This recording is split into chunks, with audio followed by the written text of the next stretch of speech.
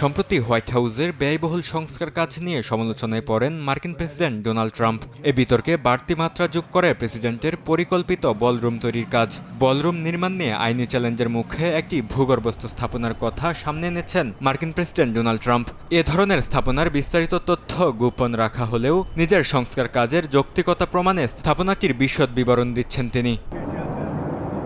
Air force ওয়ানে সাংবাদিকদের সঙ্গে আলাপকালে প্রেসিডেন্ট জানান, ৯০,০০০ বর্গফুটের বলরুমটি মূলত নিচের ভূগর্ভস্থ প্রকল্পের জন্য একটি আচ্ছাদন হিসেবে কাজ করবে। ট্রাম্পের বর্ণনা অনুযায়ী এই বাংকারে বোমার আঘাত প্রতিরোধক আশ্রয়স্থল এবং একটি হাসপাতাল সহ অত্যন্ত গুরুত্বপূর্ণ চিকিৎসা সুবিধা থাকবে।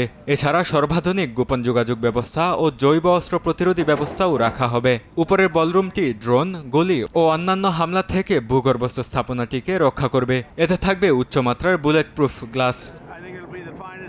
তবে ট্রাম্পের এই প্রকল্প নিয়ে আইনি জটিলতাও অনেক। মার্কিন সিনেট সার্ভিস আদালতে দুবার নথিপত্র জমা দিয়ে বলরুম প্রকল্পটি সম্পন্ন করার প্রয়োজনীয়তার কথা জানিয়েছে। তবে বিচারক লিওন এসব যুক্তির বেশিরভাগই প্রত্যাখ্যান করেছেন বলে ধারণা করা হচ্ছে। প্রকল্পের সঙ্গে মার্কিন বাহিনীর কোন শাখা জড়িত এবং নির্মাণ ও রক্ষণাবেক্ষণ খরচ কত, এমন অনেক প্রশ্নের উত্তর এখনও অজানা।